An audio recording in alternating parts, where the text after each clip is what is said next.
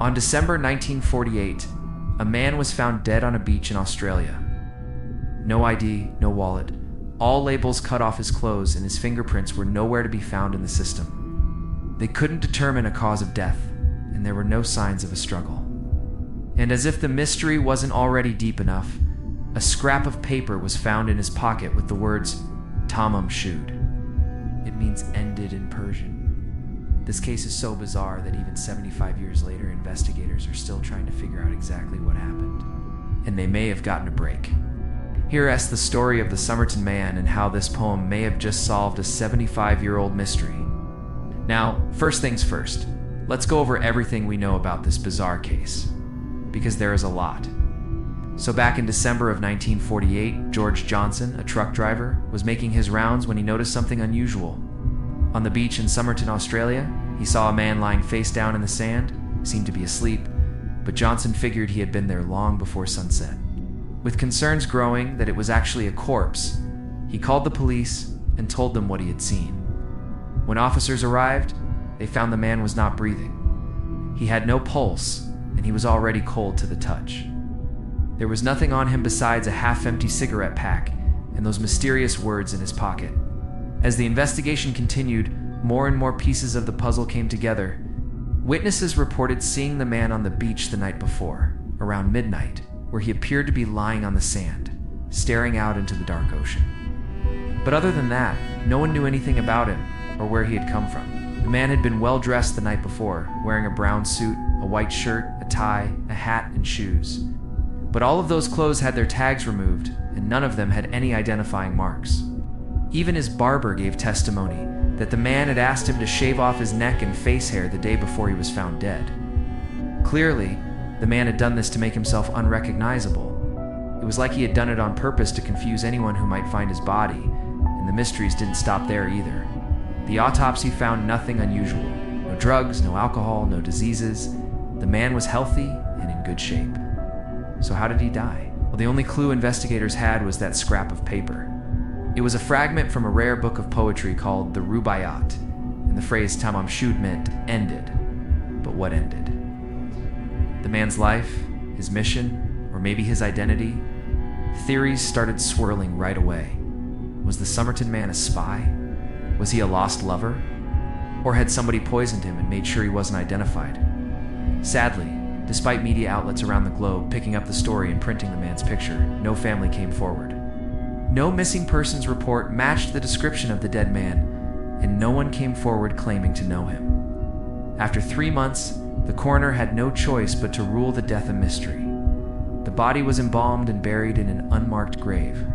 The only marker on the grave was a simple stone with the words, "Here lies the unknown man." But over the next few decades, theories continued to emerge. Perhaps the man was part of the Soviet spy network operating in Australia at the time. Maybe he had fallen victim to a secret love affair gone wrong. Maybe he had stumbled upon something he shouldn't have. Maybe he really was an enemy spy. And as the years went on, nobody could say for sure. In the early 60s, police finally found a lead. Somebody had used the man's jawbone to make a partial facial reconstruction, which helped create a composite sketch that was then used to identify him as Carl Webb, an engineer from Melbourne. He had been described as a quiet person, unassuming, and shy. He kept to himself and had no criminal record. As far as everybody knew, he had no enemies. So why would anybody want him dead? Webb had been born in 1913 in the small country town of Castarton, Victoria. He moved to Melbourne in the 1930s and worked as an engineer. But by 1946, he was working as a radio announcer for the Australian Broadcasting Commission. Between 1946 and 1948, he took a leave of absence from his job and traveled to Sydney, where he met a girl named Jessica. The two quickly fell in love, but after only a year, Jessica broke off the relationship. Devastated, Carl returned to Melbourne alone. He began to frequent the beach, hoping the sea air would help clear his mind. And that was the last time anybody ever saw him alive. The theory fit perfectly, but there was one small problem. Carl Webb lived for another 20 years after the man on the beach had died. He was very much alive and talking to the press about his theory that he was the Somerton Man. What the police had possibly found was a cold case. But if it was Webb, why was he there that night? And why did he die?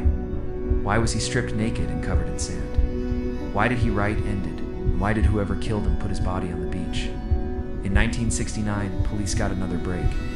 A woman contacted them and claimed she had spoken to the man the night he died. She said his name was Carl Webb, but he wasn't alone. He had been with a woman who had argued with him that night.